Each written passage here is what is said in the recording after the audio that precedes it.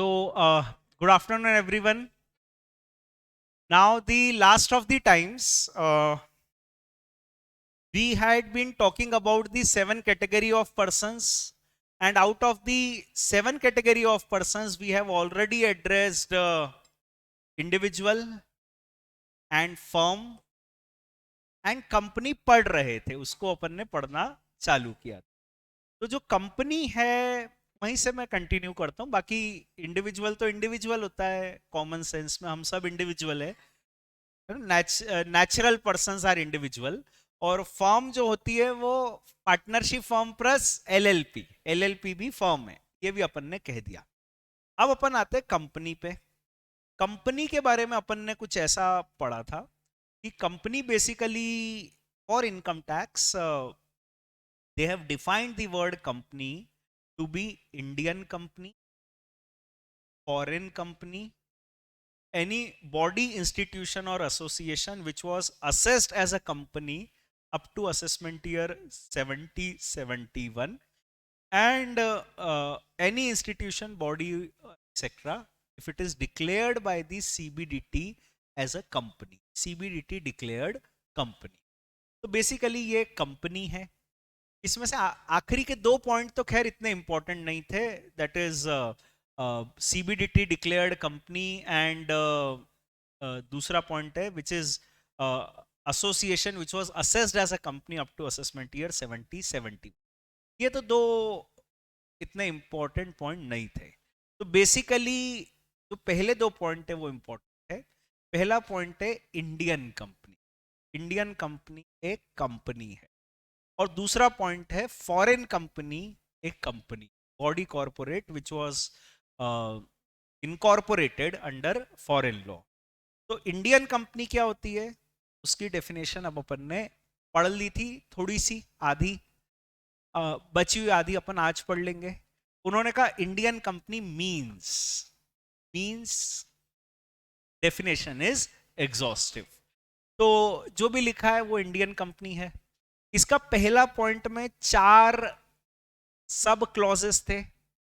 ये 4 सब क्लॉजेस को पढ़ के कुल मिला के जो चीज आती है वो ये है कि भारत के किसी भी कानून में जो किसी भी समय कंपनी के संदर्भ में था, भारत का कोई भी लॉ जो किसी भी समय था फॉर कंपनीज, उसमें अगर कोई कंपनी बनती है तो वो इंडियन कंपनी, वो कंपनीज एक्ट 1956 हो, कंपनीज एक्ट 2013 हो, कंपनीज एक्ट 1912 हो, या फिर कोई जम्मू कश्मीर का अलग लॉ रहा हो किसी समय, या कोई और गोवा, दादरा, नागर हवेली एक्सेट्रा एक्सेट्रा का कोई लॉ रहा हो। तो कोई भी लॉ इंडिया में जो इंडियन टेरिटरी में था कंपनी के बारे में किसी भी समय, उसमें जो कंपनी बनती है that is an Indian company. A point. अब हम आते हैं बी पॉइंट। बी पॉइंट क्या कहता है? A corporation established under central, state, provincial act. Any corporation which is established under a central, state और provincial act is an Indian company, right? यहां पर बेसिकली हम बात कर रहे हैं गवर्नमेंट कंपनीज की, ठीक है? जो भी गवर्नमेंट कंपनीज है वो इंडियन कंपनी। तो जैसे BPCL, Bharat petroleum corporation limited, हो सकता है वो किसी गवर्नमेंट की एक्ट में बनी हो, पेट्रोलियम का कोई एक्ट हो उसमें नोटिफाई हुई हो। एलआईसी ऑफ इंडिया, वो बनी थी एलआईसी ऑफ इंडिया एक्ट में। यूनिट ट्रस्ट ऑफ इंडिया, वो बनी थी यूटीआई एक्ट में। ऐसे ही मतलब हजारों गवर्नमेंट कॉरपोरेशंस हैं जो किसी पर्टिकुलर गवर्नमेंट के कानून में बनी, तो वो सब इंडियन कंपनी, उन पर भी इनकम टैक्स लगेगा, हम किसी को नहीं छोड़ेंगे। तो बीएसएनएल हो, एलआईसी हो, सिडबी हो। सिडबी सुना है ना? क्या होता है SIDBI? Small industrial development bank of India, वो भी बना है एक एक्ट में, सिडबी एक्ट में। तो सेंट्रल गवर्नमेंट का कोई भी एक्ट हो, उसमें अगर कोई गवर्नमेंट कॉरपोरेशन बना है तो वो इंडियन कंपनी है।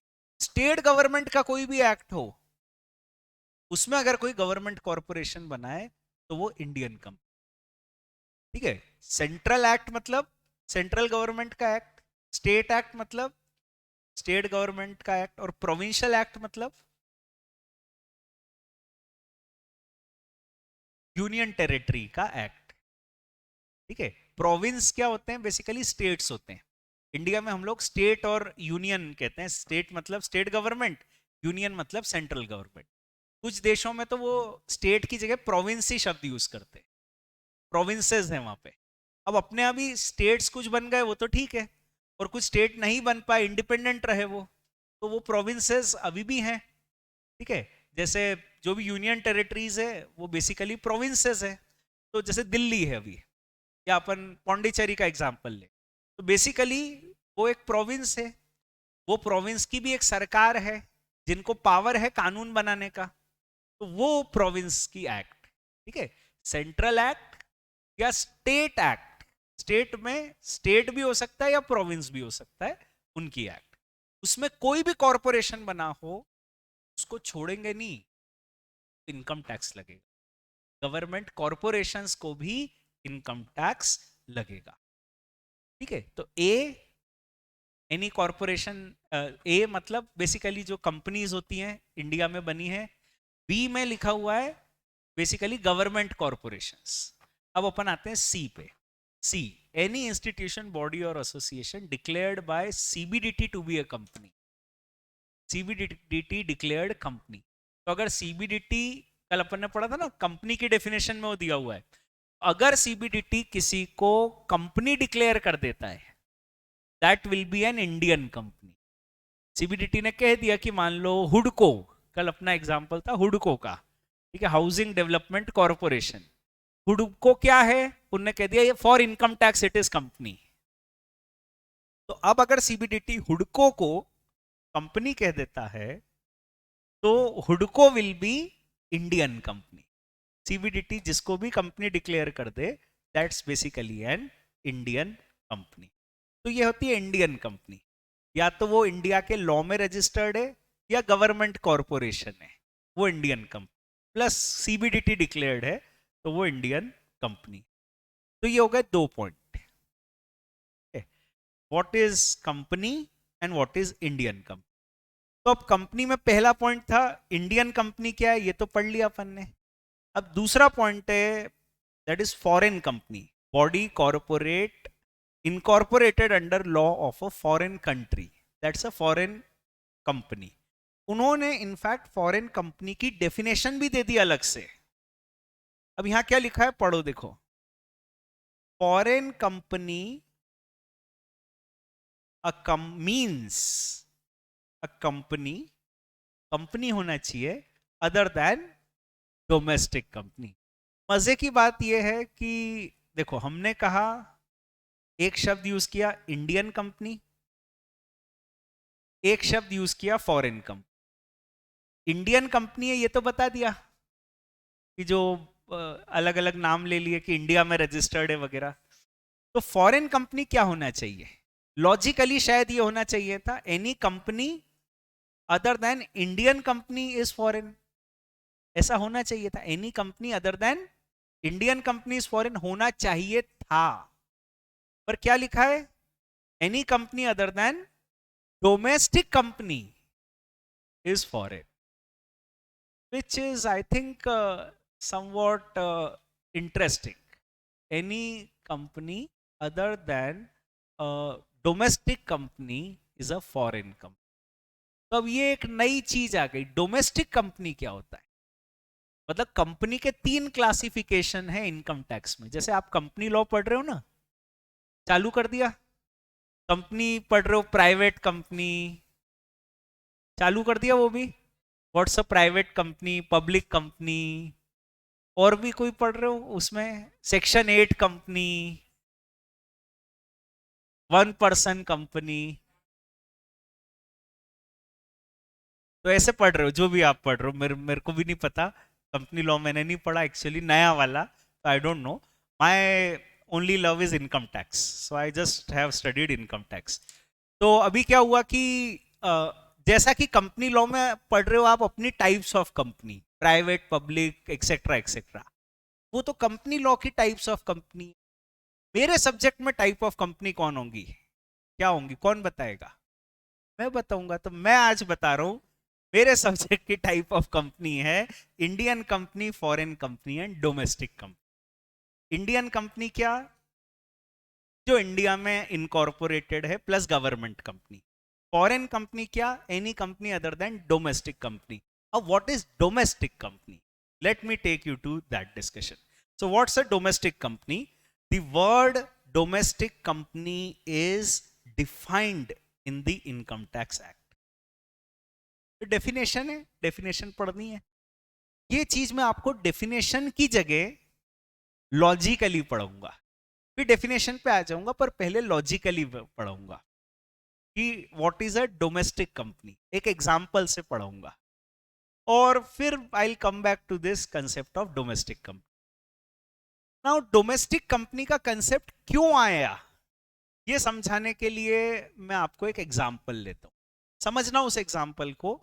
मैं आपको बताना चाह रहा हूं कि इनकम टैक्स का लॉ कैसे इवॉल्व होता है।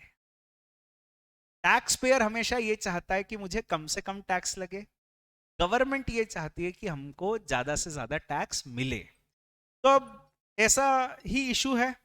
हुआ क्या, एक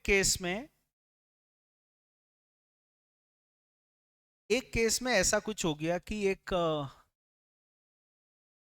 3-4 डॉक्टर थे से, ABCD, और वो डॉक्टर अभी डॉक्टर बनने के बाद उन्होंने कहा यार सबसे अच्छा काम है हॉस्पिटल खोल लो, बहुत अच्छी कमाई होती है, का दो पेंडेमिक आ जाए तो मतलब मजा आ जाता है एकदम, कोई टेंशन नहीं है। तो मेहनत होती है पर अ, अपने आप में हॉस्पिटल का बिजनेस अच्छा है। 4 डॉक्टर थे, डॉक्टरी कर ली उन्होंने, अब वो सोच रहे हैं एक हॉस्पिटल खोल ले। तो हॉस्पिटल कैसे खोलें, किसी ने उनको समझा दिया यार तुम कंपनी बना लो, कंपनी होना चाहिए, लाइबिलिटी लिमिटेड होती है, ऐसा सब चीजें समझा दिया। तो उन्होंने सोचा कंपनी बनाएंगे, अपन भी डायरेक्टर बन जाएंगे, अच्छा शब्द लगता है, हॉस्पिटल के डायरेक्टर हैं ये, अच्छा लग रहा है। अपन पहुंच गए अपने सीए के पास, कि generally people go to the chartered accountant for all this work, कि कंपनी बना दो एक्सेट्रा। तो वो गए अपने सीए के पास, एक सीए ढूंढा उन्होंने कि देख लो अब सब आपको ही करना है, हम तो हॉस्पिटल खोलना चाहते हैं, बाकी सब आपको ही देखना है, हॉस्पिटल कैसे बनेगा, अभी लीगली क्या होगा उसका, वो सब आपको देखना है, कंपनी लॉ आपने पढ़ा है। सीए ने बोला हाँ बिल्कुल हॉस्पिटल खुल जाएगा, कंपनी लॉ में हमने मतलब बताएंगे नहीं, हम खोल देंगे, आपका कंपनी बना देंगे।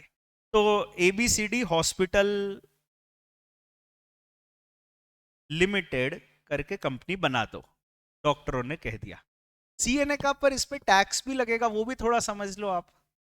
डॉक्टरों ने कहा नहीं नहीं, हम लोग तो अच्छे लोग हैं, ईमानदार लोग हैं, देश के विकास में हमको योगदान देना चाहते हैं, वी आर गुड पीपल, अगर हम कुछ अच्छा काम कर रहे हैं, पैसा कमा रहे हैं, तो वी आर रेडी टू पे दी टैक्सेस, हमको कोई टैक्स ऐसा कुछ नहीं है, हम तो भरेंगे। तो ठीक है, सीए ने कहा आप टैक्स ईमानदारी से भर देना, पर समझ तो लो कितना लगेगा, बाकी आप भर देना, ईमानदार लोग हो आप, तो अच्छे लोग हो, देश के विकास में योगदान दोगे। तो ऐसा है कि आप हॉस्पिटल से एक साल में कितना प्रॉफिट एंटीसिपेट कर रहे हो, है ना, आप कुछ तो सोच रहे होगे कि इतना कमाएंगे साल का। उन्होंने कहा हाँ 1 करोड़ रुपए तो हो ही जाएगा, हमको लगता है 1 करोड़ रुपए साल का, ठीक है। तो ABCD हॉस्पिटल लिमिटेड, साल का 1 करोड़ प्रॉफिट। कंपनी एक पर्सन है, कंपनी पर इनकम टैक्स लगेगा, से 30% इनकम टैक्स लगेगा। तो हॉस्पिटल की इनकम 1 करोड़, 1 करोड़ पे 30% इनकम टैक्स, 30 lakhs, कितने बच गए, 70। सीए ने कहा 30% टैक्स लग जाएगा, 70 लाख रुपए आपके हो गए, हॉस्पिटल के पास आफ्टर टैक्स 70 लाख बच गए। इस 70 लाख का आप क्या करोगे, सीए ने पूछा। उन्होंने कहा साहब ये 70 लाख आपस में बांट लेंगे, हमको भी तो अपने घर के खर्चे करने होते हैं, तो ये 70 लाख आपस में बांट लेंगे, जो भी हमारा रेशो है, हमारी अंडरस्टैंडिंग है, उस रेशो पे, उस अंडरस्टैंडिंग पे 70 lakhs हम आपस में डिवाइड कर लेंगे, ठीक है, दैट इज गुड। सीए ने कहा कोई बात नहीं, कंपनी और आप शेयर होल्डर, कंपनी अपने शेयर होल्डर को प्रॉफिट बांटेगी, तो इसको हम लोग अच्छी भाषा में कहते हैं डिविडेंड।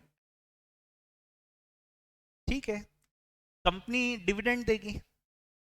ये उस समय की बात बता रहा हूं जब कानून ऐसा था कि जब कंपनी अपने शेयर होल्डर को डिविडेंड देती है तो कंपनी को एक टैक्स लगता था डिविडेंड बांटने पे। डिविडेंड डिस्ट्रीब्यूशन टैक्स, नाम सुना होगा आपने, काफी पॉपुलर था, 2-1 साल पहले तक लगता था। पहले टैक्स लगता था कंपनी को, डिविडेंड डिस्ट्रीब्यूशन टैक्स, और शेयर होल्डर को टैक्स नहीं लगता था, क्योंकि कंपनी को लग गया टैक्स तो शेयर होल्डर को नहीं लगता था। अभी 2 साल पहले लॉ बदल चुका है। अब क्या होता है कि कंपनी जब डिविडेंड देती है तो कंपनी को टैक्स नहीं लगता है, डिविडेंड डिस्ट्रीब्यूशन टैक्स, पर शेयर होल्डर के हाथ में वो टैक्स हो जाता है। तो अल्टीमेटली टैक्स तो लगता है, it's just a matter of hands कि कंपनी को लगेगा या शेयर होल्डर को लगेगा। मैं उस समय की बात कर रहा हूं जब टैक्स लगता था कंपनी को, क्योंकि ये कहानी वहां की है, ये कंसेप्ट वहीं से रिलेटेड है। तो हुआ कुछ ऐसा कि एक डोमेस्टिक कंपनी, एक इंडियन कंपनी बनाई उन्होंने, सोच रहे हैं एबीसीडी हॉस्पिटल्स लिमिटेड, और उसमें उन्होंने 30% टैक्स लगेगा ये समझ लिया। अब जब ये 70 लाख रुपए आप डॉक्टर्स आपस में बांटोगे तो उस पर टैक्स लगेगा, सीए ने समझाया। कितना टैक्स लगेगा सर? 20%। तो कितना हो गया? 14 lakhs। अब उन डॉक्टरों को ये बात थोड़ी डाइजेस्ट नहीं हुई। उन्होंने कहा ये क्या हुआ सर? देखो, आप कुछ गलत तो नहीं समझ रहे हो सीए साहब, हो सकता है कुछ गलती हो समझने में समझाने में, तो लेट अस क्लेरिफाई। हमारा हॉस्पिटल 1 करोड़ रुपए कमाएगा, 1 करोड़ रुपए हमने ऑलरेडी 30 lakhs का इनकम टैक्स दे दिया, 30 लाख सरकार को दे चुके हैं हम। अब हमारे पास बचे 70 लाख। ये 70 लाख तो टैक्स पेड है, इस पे ऑलरेडी इनकम टैक्स लग चुका है, सही कह रहे हैं ना? अब ये 70 लाख जब हम वापस अपने हाथ में बांटेंगे, डिविडेंड बांटेंगे, तब इस पे फिर 14 लाख टैक्स लग जाएगा। Is it not double taxation sir? Company tax दे चुकी है, वही प्रॉफिट जब शेयर होल्डर को बांट रहे हो तो उस पर फिर टैक्स मांगना, इज अ डबल टैक्सेशन। ये तो गलत है सर, ऐसा थोड़ी होगा। सीए ने कहा ऐसे ही होगा। डॉक्टर ने कहा क्यों ऐसा होगा? सीए ने कहा कानून में लिखा है, कानून कहता है कंपनी इनकम कमाएगी, कंपनी को इनकम टैक्स लगेगा, कंपनी जब बांटेगी तो उस पर कंपनी को डिविडेंड टैक्स लगेगा। उन्होंने कहा ये तो डबल टैक्सेशन है। सीए ने कहा डबल टैक्सेशन है तो है, क्योंकि कानून में लिखा है ऐसा ही होगा। तो आपको इफेक्टिवली कितना टैक्स हो गया? 44%, 44-45% टैक्स हो गया, 45 मान लो। डॉक्टरों को लगा नहीं ये तो ये तो कुछ तो भी टैक्स है। लोग तो कहते थे 30% इनकम टैक्स है। सीए ने कहा आप लोग ईमानदार हो, दो ईमानदारी से टैक्स, 45% टैक्स दो, देना चाहिए, लाओ कंपनी बना देता हूं मैं आपकी। डॉक्टरों ने कहा रुको एक दिन थोड़ा सोच ले, हम ये क्या हो रहा है हमारे साथ, कुछ थोड़ा सोच के आते। फिर वो एक आध दिन उन्होंने सोचा, फिर उन्होंने कहा यार ये सीए है, सीए फेमस होते हैं टैक्स प्लानिंग के लिए, बहुत दिमाग तेज होता है, कुछ निकाल के आएंगे रास्ता। लोग सीए के पास इसलिए थोड़ी जाते हैं कि कितना टैक्स बनेगा, वो तो इसलिए जाते हैं कि टैक्स कैसे बचेगा। ठीक है, सीए प्रोफेशन का मतलब, मैं एक्चुअली पढ़ाऊंगा, बीच बीच में बोलता रहूंगा कि अपना प्रोफेशन कानून को पढ़ना नहीं है, अपना प्रोफेशन है कानून की ऐसी तैसी करना। ये अपना प्रोफेशन है, कानून तो पढ़ लेंगे, उसमें क्या है, उसको पढ़ो समझो और उसकी ऐसी तैसी करो। दैट इज अवर प्रोफेशन, कि उसमें से रास्ते निकाल के लाओ टैक्स बचाने के। तो वो लोग 1-2 दिन बाद सीए के पास पहुंच गए कि साहब ये इतना टैक्स तो बहुत ज्यादा हो जाएगा, आप कोई रास्ता निकालो कि ये टैक्स न देना पड़े हमको। देखो सर, सीए को उन्होंने क्लियरली कह दिया कि हमको 30% इनकम टैक्स लग रहा है, यहां तक तो कोई प्रॉब्लम नहीं है, वी आर रेडी टू पे 30%। ये जो एक्स्ट्रा आपने डिविडेंड टैक्स बता दिया 14%, 14 लाख रुपए, ये हमको नहीं देना, ये बचवा दो आप हमारा। सीए ने कहा ठीक है बच जाएगा। ने कहा कैसे बच जाएगा? डॉक्टर ने कहा, सीए ने कहा आप ऑपरेशन कैसे करते हो बताते थोड़ी हो किसी को, तो ये कैसे बचेगा, ये तो मेरा सब्जेक्ट है, मैं बचा दूंगा आपका टैक्स, बस मेरी फीस लगेगी, क्योंकि बिना फीस के मैं सोच नहीं पाता हूं, मेरा दिमाग नहीं चलता है। तो आप ऐसा करो, 5 लाख रुपए भिजवा दो, हो जाएगा आपका काम। 5 लाख रुपए, डॉक्टर ने कहा, उन्होंने कहा जीवन भर फायदा मिलेगा ना इसका, आपको हर साल आपको डिविडेंड देना है, हर साल फायदा मिलेगा, इतना भिजवा दो। डॉक्टरों ने कहा पता नहीं क्या सोचेगा, चलो 5 लाख रुपए दे दो, दे दिए। सीए ने कानून को पढ़ा, इनकम टैक्स एक्ट पढ़ा उसने, एक बार पढ़ा, दो बार पढ़ा, 4 बार पढ़ा, और फिर उसने उसको ध्यान से जब पढ़ा तो उसमें लिखा हुआ था कि डिविडेंड टैक्स कब लगता है, जब इंडियन कंपनी डिविडेंड देती है। तब तक डोमेस्टिक कंसेप्ट, डोमेस्टिक कंपनी का कंसेप्ट नहीं आया था। डोमेस्टिक कंपनी का कंसेप्ट ही क्यों आया, इसीलिए आया, पुरानी बात कर रहा हूं मैंने, इसलिए कहा कि उस समय की कहानी ऐसी है।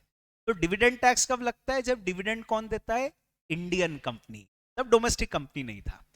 सीए ने कहा अच्छा, अगर कंपनी इंडियन है तो ही डिविडेंड टैक्स लगेगा, क्यों ना हम ऐसा करें कि फॉरेन कंपनी बना ले। उन्होंने डॉक्टर को बुलाया और उन्होंने कहा हम जो आपकी कंपनी बनाएंगे, ABCD हॉस्पिटल्स, इस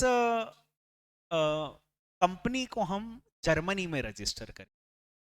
जर्मनी में ऑनलाइन कंपनी रजिस्टर हो जाती, तो हमको जर्मनी नहीं जाना पड़ेगा, मैं यहीं पर अप्लाई कर दूंगा ऑनलाइन, 150 यूरोज की फीस लगेगी और उसमें आपकी कंपनी यहीं बैठे बैठे जर्मनी में रजिस्टर हो जाएगी।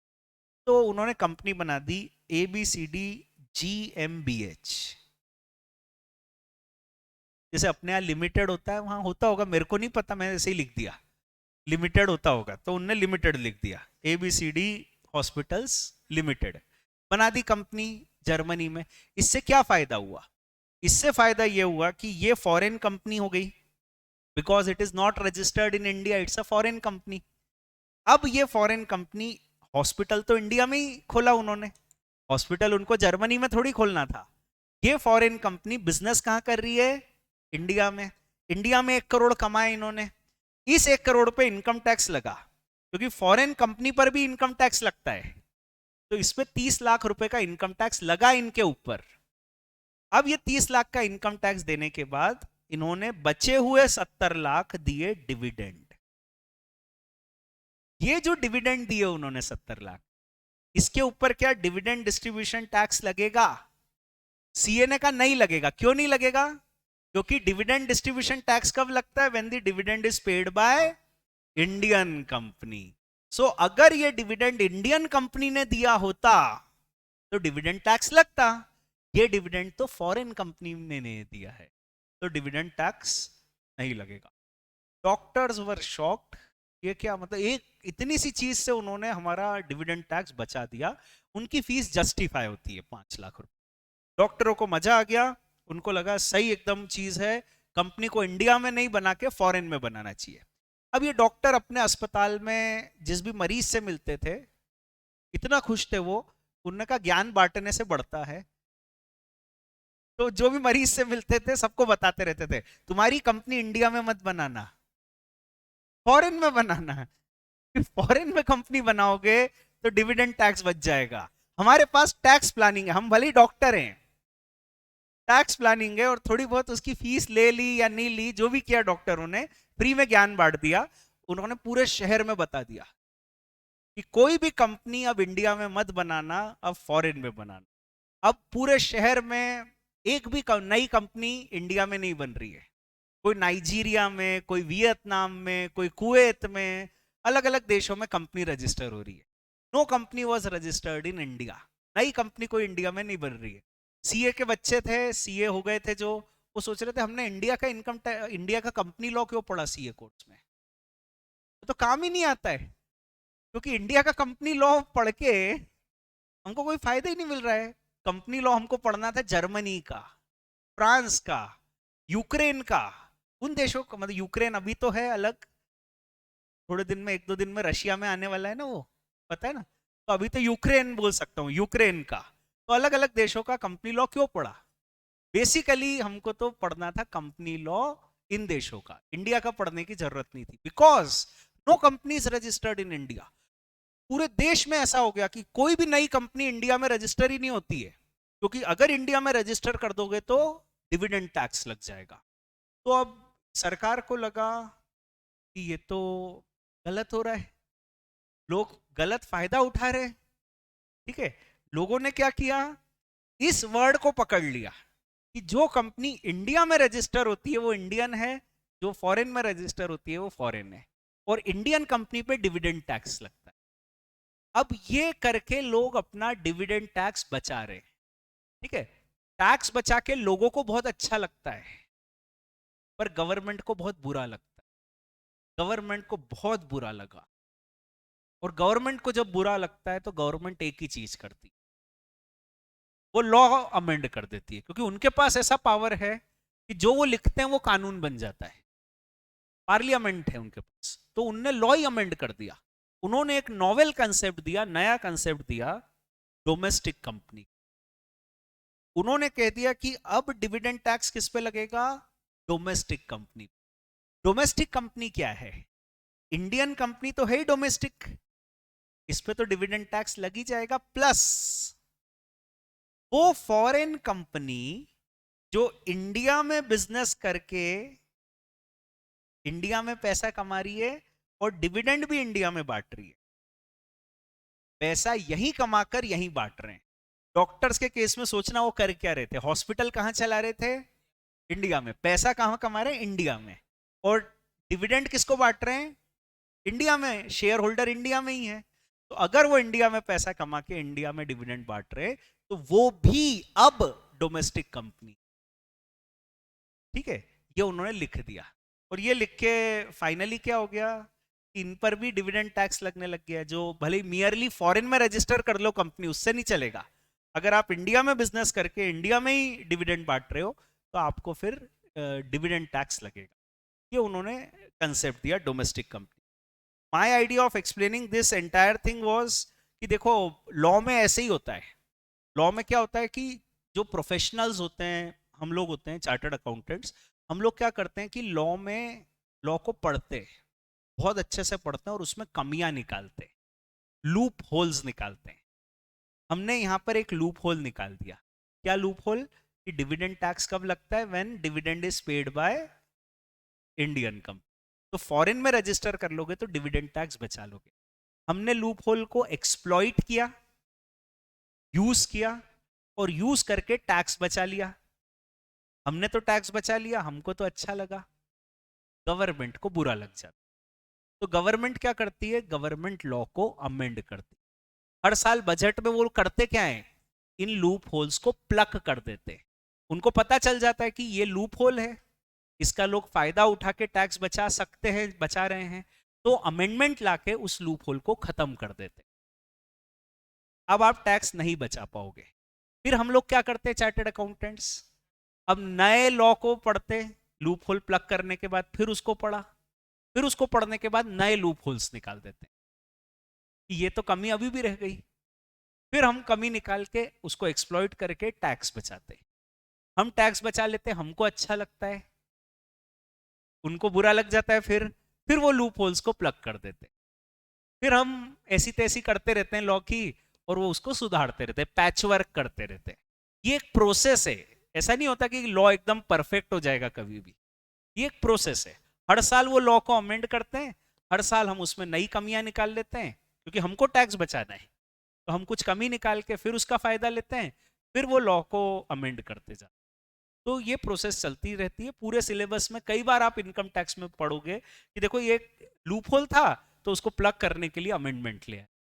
तो यू सी एवरी टाइम। अभी बजट आया था 10-15-20 दिन 25 दिन पहले, आपने देखा उसमें कुछ चेंजेस आए, जो भी जितने भी आए, जितने आप पढ़ पाए समझ पाए, पर चेंजेस आए ये पता है अपने को। क्यों आते हैं चेंजेस? उसका एक मेजर रीजन होता है कि लॉ में कुछ लूप होल्स थे, उसको प्लग करने के लिए they amended the law, and every year this happens. हाँ, अब क्वेश्चन ये है कि थोड़ा इंडिया में बांटें, थोड़ा फॉरेन, कुछ शेयर होल्डर इंडिया में, कुछ फॉरेन में। तो सब्सटेंशियली कहां बांट रहे हैं is the question which will come out, in substance कहां बांट, ठीक है। तो दैट इज द पॉइंट। अब देखो यहां लिखा क्या है उसको भी पढ़ लेते हैं अपन। Domestic company means, exhaustive definition, an Indian company. Indian company तो डोमेस्टिक है ही, उस पर तो डिविडेंड टैक्स लगेगा ही, प्लस एनी अदर कंपनी अगर वो इनकम जो इंडिया में लाइबल फॉर टैक्स है, मतलब जो इंडिया में कमा रहे हैं, उस इनकम के ऊपर they have made arrangements for declaration and payment of dividend in India. तो जो इनकम इंडिया में कमा रहे हैं उस पर डिविडेंड भी वो इंडिया में बांट रहे हैं। अगर वो ऐसा कर रहे हैं तो ये फॉरेन कंपनी भी डोमेस्टिक हो जाएगी, भले ही ये फॉरेन कंपनी है, अगर यहीं कमाकर यहीं डिविडेंड बांट रहे हैं तो ऐसी परिस्थिति में that foreign company will also become a domestic company, that is a domestic company, ठीक है। And domestic companies are liable for DDT, dividend distribution tax. हालांकि मैं आपको रीसेंट बात बताता हूं, पिछले 1-2 साल पहले डिविडेंड डिस्ट्रीब्यूशन टैक्स ही खत्म किया जा चुका है। डिविडेंड क्या होता है, कैसे टैक्स होता है, उसका उसका एक अलग चैप्टर पढ़ाऊंगा मैं आपको, तो वहां मैं ज्यादा डिटेल में डिविडेंड के टैक्सेशन को, आज जो लॉ है वो डिस्कस करूंगा। पर ये शब्द आज भी लॉ में है, डोमेस्टिक कंपनी, मैंने आपको समझा दिया। अब समझो कंपनी का जो कंसेप्ट है वो क्या है।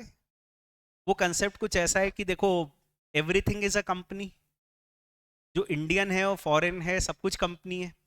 उसमें से हमने कह दिया इंडियन कंपनी क्या है, जो इंडिया में रजिस्टर्ड है, गवर्नमेंट कंपनी है, वो इंडियन कंपनी है। इससे थोड़ा सा एक बड़ा कंसेप्ट है डोमेस्टिक कंपनी। इंडियन कंपनी तो डोमेस्टिक है ही, प्लस वो फॉरेन कंपनी जो इंडिया में कमाकर इंडिया में डिविडेंड बांट रही है वो भी डोमेस्टिक है, तो ये डोमेस्टिक कंपनी हो गया। इसके अलावा any company other then a domestic company is a foreign company. Any company other then a domestic company is a foreign company, mutually exclusive हो गया है, ठीक है। डोमेस्टिक के अलावा सब क्या है, फॉरेन कंपनी। वो सेट्स थ्योरी पढ़ी होगी ना आपने सीए फाउंडेशन में, तो थोड़ा सेट्स की थ्योरी में अपन सोच रहे हैं, ठीक है। Entire world is the, entire universe is the company, उसमें से Indian company, foreign company, and then you have the all other companies. Venn diagram, born Venn diagram, that is the thing which, ठीक है। तो ये हो गया the concept of company. Company खत्म। अब 3 कैटेगरी ऑफ पर्सन हो गए, इंडिविजुअल, फर्म, कंपनी। अब अपन पढ़ेंगे चौथा category of person, what is HUF, Hindu undivided family. The word Hindu undivided family, what do you mean by Hindu undivided family? Let me ask you, क्या Hindu undivided family शब्द की definition income tax act में दी गई है? मैं बता देता हूं, नहीं दी गई है। क्या हिंदू अनडिवाइडेड फैमिली शब्द की डेफिनेशन जनरल क्लॉजेस एक्ट में दी गई है? नहीं दी गई। तो कॉमन सेंस, तो अब आप बता दो what is Hindu undivided family in common sense. I think in CA foundation थोड़ा थोड़ा आपको उसका आइडिया दिया गया होगा। स्कूल में जो लोग कॉमर्स बैकग्राउंड के हैं उनको स्कूल में भी पढ़ा होगा Hindu undivided family, joint Hindu family का कंसेप्ट। थोड़ा मैं आपसे ही पूछ लेता हूं क्योंकि कॉमन सेंस की बात है, तो कॉमन सेंस में what do you understand by Hindu undivided family?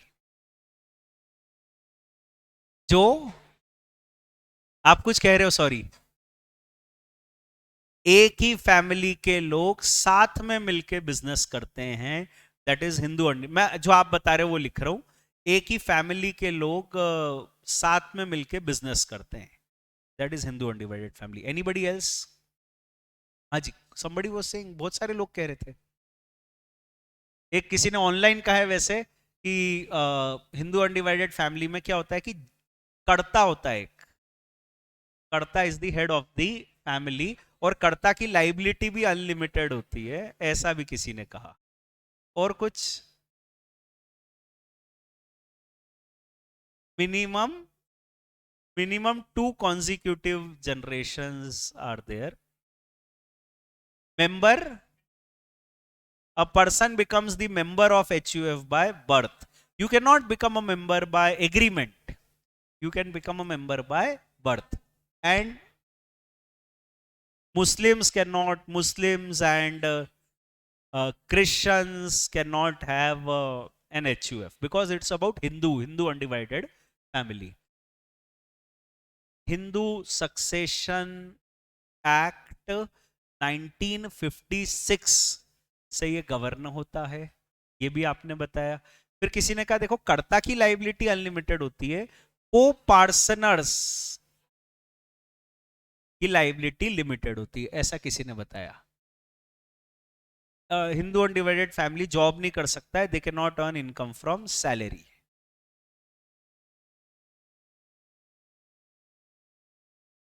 And what, बहुत सारी बातें देखो सोचोगे तो याद आएगा, समय हो जाता है तो चीजें भूल जाते हैं। There is no limit of member, जितने बड़ा परिवार अपन चाहें उतना बड़ा हो सकता है। No limit on the number of members, like company has, right, और firm has a limit, so HUF does not have a limit. And then minor is also a member by birth, everybody is a member by birth. And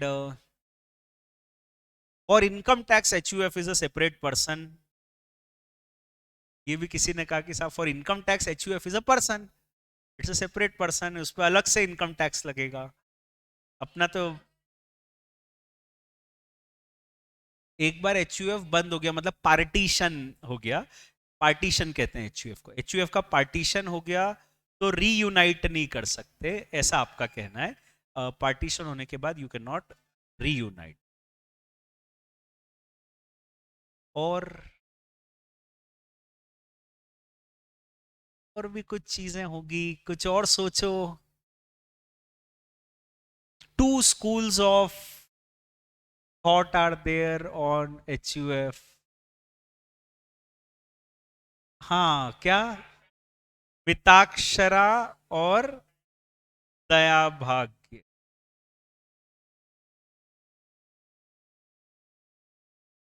और HUF में ladies, girls, female भी बन सकती हैं कर्ता, they can also become कर्ता। 2016 से ऐसा कोई ने कहा है, मैं सिर्फ पढ़ रहा हूं कि 2016 से ऐसा कुछ हुआ है कि फीमेल मेंबर्स भी कर्ता बन सकती हैं। I talk about it. फिर केरला में HUF अबॉलिश कर दिया गया है, ऐसा किसी ने कहा कि in Kerala you don't have HUF। Actually Kerala ने एक एक्ट पास किया है, HUF अबॉलिशन एक्ट, तो HUF अबॉलिश कर दिया गया है। दया भाग्य मिताक्षरा होता है, अपन ने बोल दिया। क्या होता है पता नहीं, होता है कुछ। हाँ जी, ठीक है। मैं ऐसा करता हूं कि कुछ पॉइंट्स सॉर्ट आउट करके अपन लिख लेते हैं। माय आइडिया इज अगेन, देखिए मैं आपको लॉ पढ़ा रहा हूं, मेरा आइडिया हमेशा ये रहता है कि लॉ को प्रिसाइजली पढ़ो। ये जो बातें अपन ने पढ़ी वो थोड़ी बातें मतलब जो भी पढ़ी होगी फाउंडेशन में भी भले ही पढ़ी हो, तब हमको लॉ की अवेयरनेस नहीं थी, हम एक जनरल सेंस में पढ़ी।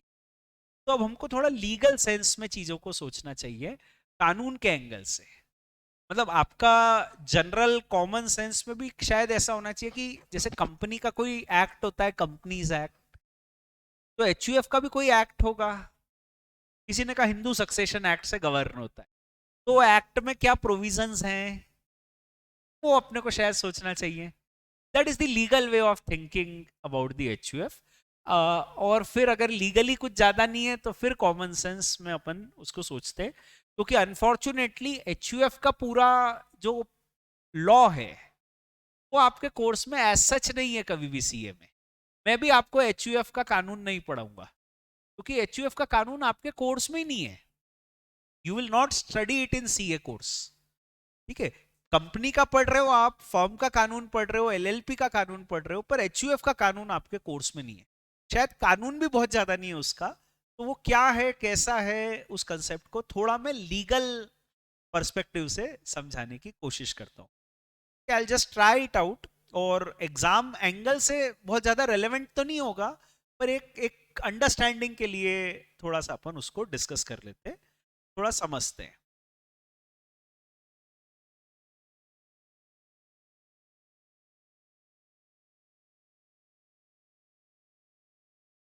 यस, ये कुछ पॉइंट्स हैं मैंने एचयूएफ के बारे में जो लिखे हैं। मैं रिकमेंड करूंगा कि आप लिख लो, क्योंकि अपने नोट्स में भी नहीं लिखे, एक एक पॉइंट लिखते चलो, अपन डिस्कस करते हुए चलते हैं। थोड़ा पहला पॉइंट लिख लो यहाँ पे।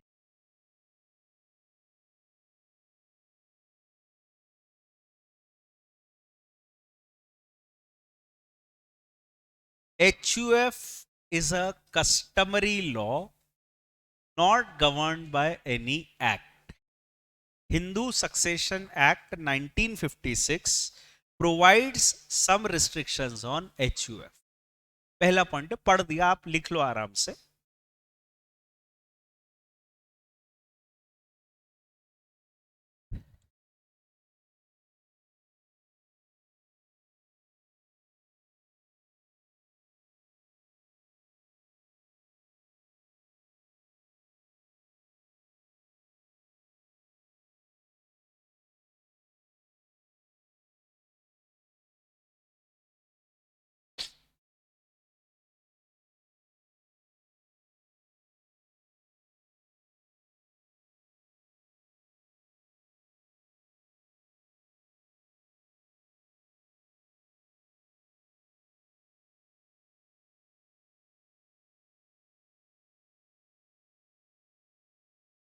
Yes,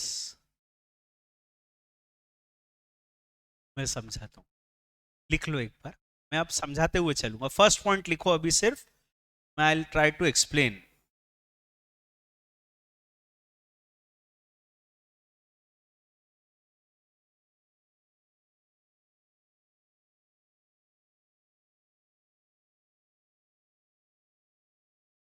Hindu HUF is a customary law not governed by any act.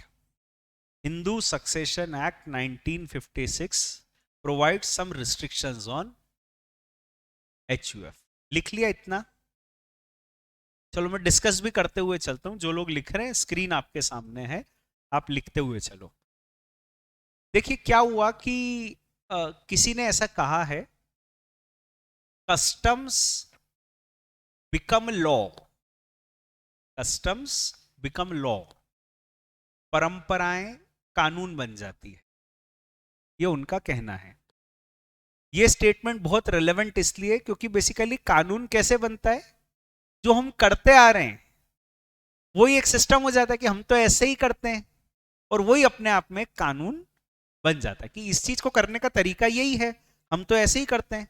So what happens technically is कि जो भी कस्टम्स हैं किसी चीज को करने का, परंपरा, वो ही अपने आप में कानून बन जाता है समय के साथ।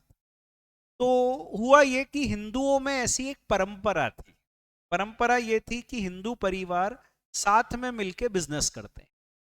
तो पुराने समय से ऐसी परंपरा चली आ रही है, पिताजी राजा हैं तो बेटा भी राजा बनेगा, परंपरा ही है, अपने हिंदुओं में है ऐसा। ठीक है, पिताजी की साड़ी की दुकान है और उनके 18 बच्चे हैं, तो 18 बच्चे साड़ी की दुकान संभालेंगे, दैट इज द थिंग, गद्दी संभालेंगे। ठीक है, बड़ा बेटा जो है वो शायद डिसीजन ज्यादा लेगा, बाकी बच्चे भी हैं, सब मिलके पिताजी का ही कारोबार करेंगे। ऐसा नहीं होता था कि वो पढ़ाई करके फिर बाहर जाके जॉब वॉब करेंगे। कस्टमरी पुरानी परंपरा जो चली आ रही है कि बच्चे पिताजी के ही व्यापार को कंटिन्यू करते, जो भी वो कर रहे हैं अपन भी उसको कंटिन्यू करते, ये अपने यहाँ एक परंपरा है। धीरे धीरे समय के साथ यही होने लगा कि भाई पिताजी का कारोबार बच्चे संभालते हैं। तो अब सवाल ये आया कि लीगली ये कौन सा ऑर्गेनाइजेशन ऑफ बिजनेस है, ये पार्टनरशिप नहीं है, ये कंपनी नहीं है, तो ये कौन सा ऑर्गेनाइजेशन है? तो उन्होंने इसका नाम दे दिया जॉइंट हिंदू फैमिली। ये जो परिवार साथ में मिलकर बिजनेस कर रहा है, ये जॉइंट हिंदू फैमिली या हिंदू अनडिवाइडेड फैमिली कहलाएगा। ठीक है, इनकम टैक्स लिखते समय उनको भी लगा कि भाई इसको किस कैटेगरी में टैक्स करें? पिताजी और बच्चे सब साथ में मिलके बिजनेस कर रहे हैं, ना तो ये पिताजी की इनकम है ना ये बच्चों की इनकम है, इंडिविजुअली किसी की इनकम नहीं है, ये तो इनके परिवार की साथ की जॉइंट एक्टिविटी की इनकम है। तो उनने इनकम टैक्स में भी लिख दिया कि ये भी एक पर्सन है, इस पे अलग से इनकम टैक्स लगेगा। अब क्या हुआ कि परंपराएं चलती रही और कोई उसका एक्ट नहीं था, हिंदू परंपरा है उसके हिसाब से सब साथ में मिलके बिजनेस कर रहे हैं, चलता रहा। अचानक से क्या हुआ कि लॉ मतलब कंफ्यूजन हो गया बहुत सारा, क्योंकि परंपराएं बहुत सारी बन गई। अभी जैसे क्या होता है कि हर व्यक्ति की परंपरा अलग हो जाती है, अपन शादी वगैरह में देखते हैं, कभी आपने देखा होगा कि साहब हमारे यहाँ तो ऐसा करते हैं, वो हमारे गांव में ऐसी परंपरा है।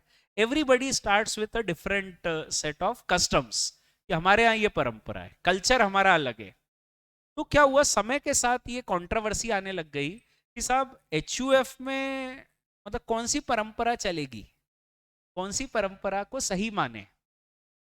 तो उन्होंने जब हिंदू सक्सेशन एक्ट लिख रहे थे 1956 में, हिंदू सक्सेशन एक्ट तो बेसिकली इनहेरिटेंस का कानून है, किसी की मृत्यु पर उसकी संपत्ति का बंटवारा कैसे होगा, उसका कानून है हिंदू सक्सेशन एक्ट, सक्सेशन का कानून है। तो जब हिंदू सक्सेशन एक्ट लिखा जा रहा था तो उस समय उन्होंने क्या किया, उन्होंने ये कह दिया कि दुनिया की सारी परंपराओं को हम खारिज करते हैं, क्योंकि हर 10 किलोमीटर बाद अलग परंपरा चल जाएगी, तो हाउ कोर्ट कैसे रिजॉल्व करेंगे। तो उन्होंने कहा हम सारी परंपराओं को खारिज करते, अब केवल दो ही परंपरा चलेगी, दया भाग्य मिताक्षरा। ठीक है, कोई कहता था साहब हमारे यहाँ परिवार में मेंबर तब होता है जब वो पैदा होता है, by birth a person becomes a member. किसी ने कहा नहीं, हमारे यहाँ परंपरा है कि जब वो 5 साल का हो जाता है तब हम उसको परिवार का हिस्सा मानते हैं। 5 साल सरवाइव भी कर पाएगा कि नहीं पता नहीं। किसी ने कहा साहब वो 8 साल का होता है तो हम पंडित जी को बुलाते हैं और उसको पूजा करते हैं और परिवार में शामिल करते हैं, बाल वाल भी देते हैं उसके, हमारे यहाँ ये परंपरा है। किसी ने कुछ और कहा, किसी ने कहा 18 साल का हो जाएगा तब परिवार का हिस्सा होगा, तो अलग अलग। तो द प्रॉब्लम वाज कि लॉ कैसे चलेगा, ऐसे थोड़ी चल सकता। तो उन्होंने कहा सारी परंपराओं को हम रिजेक्ट करते हैं और हम सिर्फ दो ही परंपरा लागू करेंगे, Daya Bhagya and Mitakshara. That is how Hindu succession act was written. कानून ये इनहेरिटेंस का है, इस इनहेरिटेंस के कानून में केवल कुछ प्रोविजंस दिए गए हैं जो एचयूएफ से संबंधित है, बाकी it's a inheritance law. HUF का कोई एक्ट नहीं है, HUF is a personal law, हिंदुओं का अपना पर्सनल लॉ है, इसके ऊपर कोई एक्ट नहीं है। तो अब एचयूएफ एक पर्सनल लॉ है, उस पर एज सच कोई एक्ट नहीं है, और पर्सनल लॉ ये है कि जो आप जैसा करते हो आपकी परंपरा वैसी, पर हम केवल दो ही परंपराओं को मान्य करें। दया भाग्य आपने सुना होगा, वो बेसिकली नॉर्थ ईस्ट बेल्ट में लगती है, उड़ीसा, आसाम के, मेघालय, वेस्ट बंगाल, वहां के लिए है। और Mitakshara applies to the rest of India. तो बेसिकली इंडिया में जो कस्टम चलता है, जो चलता है वो मिताक्षरा चलता है, बहुत रेयर एक छोटे से हिस्से में चलता है दया भाग्य। हिंदू सक्सेशन एक्ट में भी जो उन्होंने रिस्ट्रिक्शंस दिए हैं, जो अपन पढ़ने वाले हैं, बात करने वाले हैं, they are all dealing with the Mitakshara law. Dayabhaga को लेके उन्होंने ज्यादा नहीं लिखा, कुछ लिखा ही नहीं। उन्होंने कहा दया भाग्य को भी हम एक्सेप्ट करते हैं, बट बेसिकली जो चलेगा वो कौन सा चलेगा, मिताक्षरा। तो अपन अब जो बात करने वाले हैं इट्स ऑल मिताक्षरा लॉ। अब 2005 के पहले क्या होता था कि हिंदू सक्सेशन एक्ट में बहुत सारी चीजें लिखी हुई थी एचयूएफ के बारे में।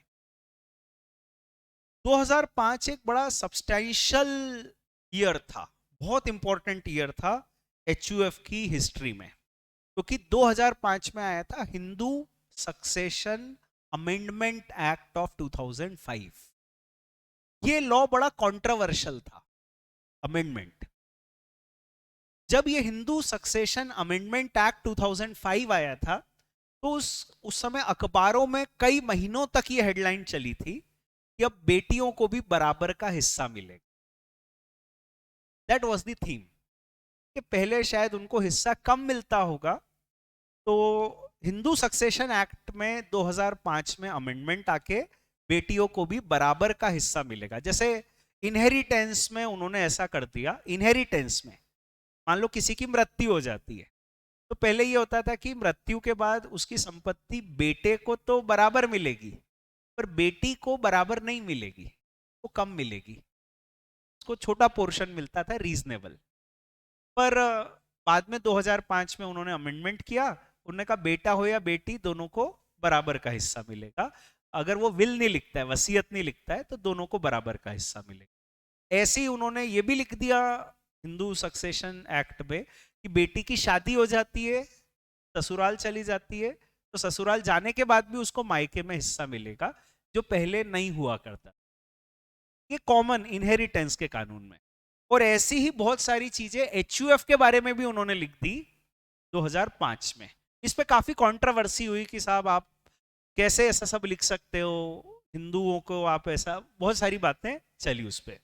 तो anyways, Hindu succession amendment act 2005 एक सब्सटैंशियल ईयर था, जिससे सी चेंजेस, मेजर चेंजेस आए थे एचयूएफ के कंसेप्ट में।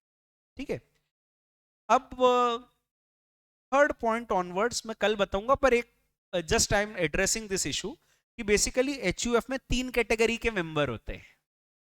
एक होता है नॉर्मल मेंबर, एक होता है को पार्टनर, और एक होता है कर्ता।